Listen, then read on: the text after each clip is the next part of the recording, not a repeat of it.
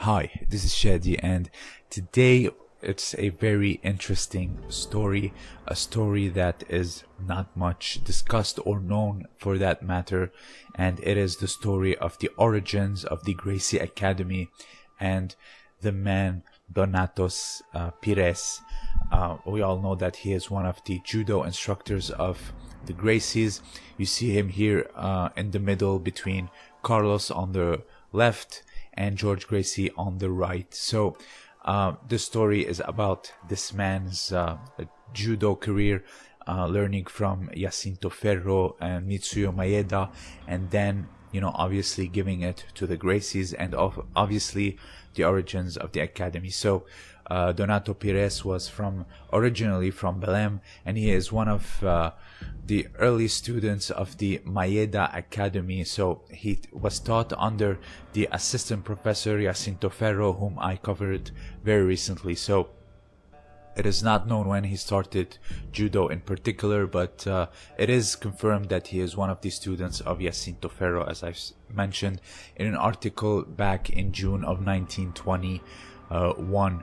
So it appears that Donato Pires was a resident for a long time of Belém, especially throughout the 1920s, training judo at the academy and also training boxing under João Scherer. His school was called Escola de Pugilismo, which is the school of pugilism. He also trained and performed for judo exhibitions as well as multiple amateur boxing competitions. So he was a boxer and a judoka, a very small man, as you see in the photo.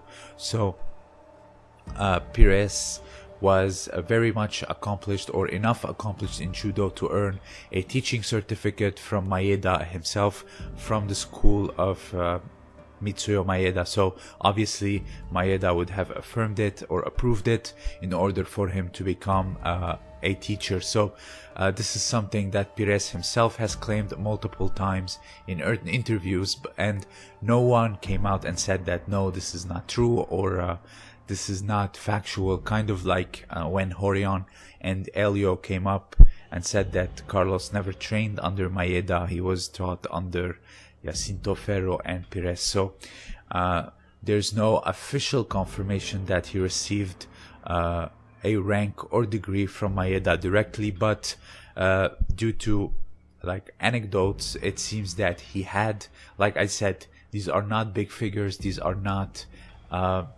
political figures or royal figures to have all this evidence stacked either for them or against them. So sometimes we'd have to rely on hearsay. If there's anyone else saying no, this is not true, or the vast majority saying no, this is not true from that time and period, then we would say that this is probably not factual. But in this case, take it with a grain of salt, but 90% it would be true, since he was a student of that particular academy. So nothing goes under the radar from Maeda. So we would have to know of everything happening with the students there, what his assistant teachers were doing, like Jacinto Ferro and the others. So in 1930, he moved to Rio de Janeiro and opened a jiu-jitsu academy of his own.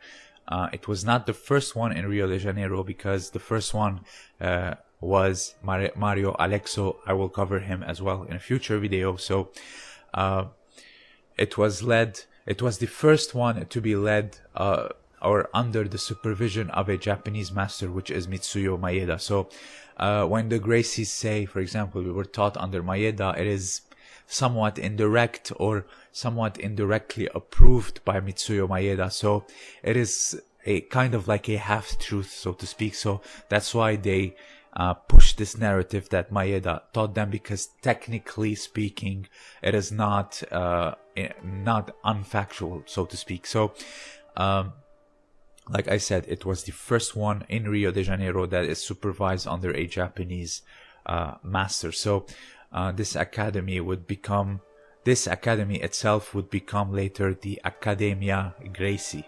So this is how it started. It was actually opened up and planned by Donato Pires himself. So if there was no Donato Pires, there would be no Gracie Academy, at least not this one. So the assistant instructors were Carlos Gracie and George Gracie. So kind of like how Jacinto Ferro was the assistant instructor for Mitsuyo Maeda in his academy while he was out doing either in other Latin American countries or out doing exhibitions. So the exact relationship between the three of them, of the photo I showed in the beginning, is not very much talked about or not very much documented, whether it was good or bad.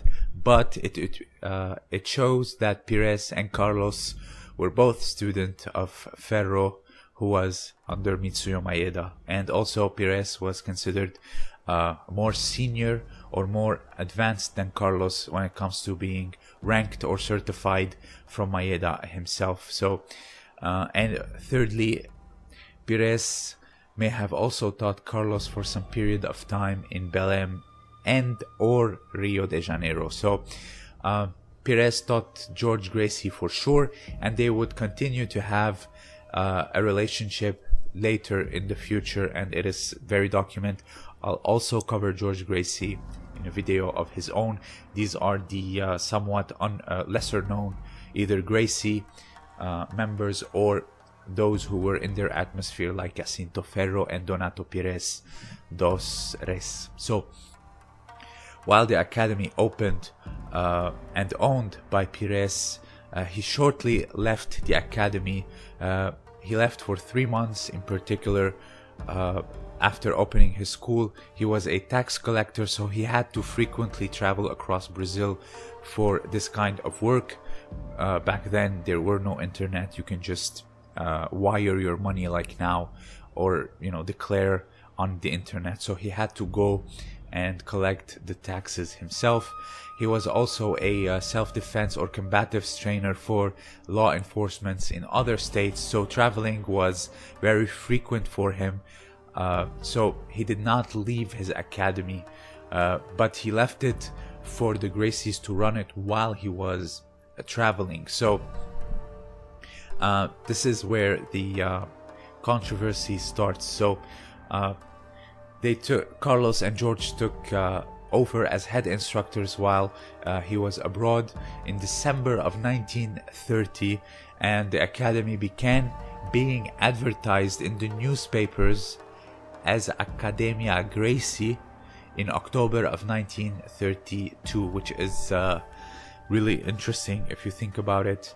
I don't know if he left it for them on purpose, but he was very much busy. So while Pires left Rio in the winter of 1930, he did not disappear entirely from the judo world. He would continue to commentate fights and serve as fight official in various ways. So he was a very much established figure in the martial arts world back in that era of Brazil. And in 1939 he would open another academy after the Gracies took over the original one. This one was in Sao Paulo, and it was called Studio Científico de Defesa Pessoal. At least I hope I'm pronouncing it correctly. And the assistant was none other than George Gracie. Like I said, they would continue to have a very long and close relationship. And also George Gracie separated from the others. I don't know, for personal reasons. I would have to look more into that. If you remember, he was a different challenger from the Helio Gracie in the Ono Gracie rivalry. So it does show that there was some distance between George and the other Gracie members. Now, regarding the 1930 comeback or the Academia Gracie thing, he does come back, and there are many stories, for example, in the DDoS articles online, and also many members, many jiu-jitsu practitioners tell me in person that when they came back, they said, this is our school now, and they kind of got physical with him I'm not sure this is 100% true. I haven't found yet any writings or evidence supporting this claim, but it seems that a lot of people talk about this, that when he came back to not reclaim but continue teaching as head instructor, he was somewhat ambushed. If anyone has more evidence on this, please feel free to share it down below in the comments. I'm not sure myself, but I'm not even sure if he left it for them as an academy.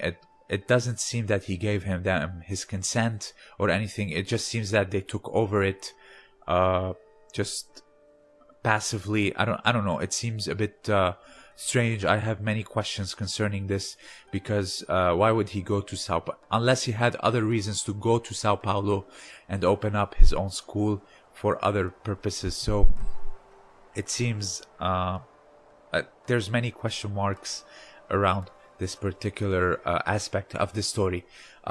This is coming from the SimonBJJ.com, a Helson Gracie black belt who is also a history enthusiast. Like I said last time, I'm so glad that myself and people like Robert Drysdale are coming out and really showing the importance of history rather than just folkloric stories. So if you have anything else to add, please let me know down below. Also, consider supporting me on Patreon.